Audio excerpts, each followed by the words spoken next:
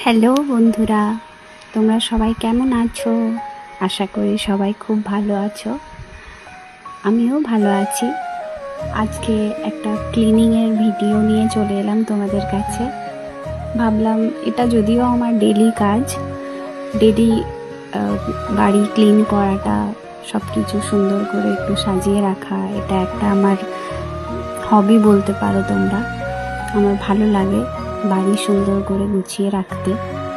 তো সেরকমই ডেলি যে কাজ করতে করতে মনে হলো একটা ভিডিও বানাই, তোমাদের সাথে শেয়ার করি।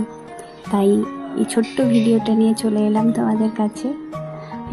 তোমরা দেখে জানিও আমার ছোট্ট বেডরুমটা একটু সাজিয়েছি নিজের মতো করে, কেমন লাগছে।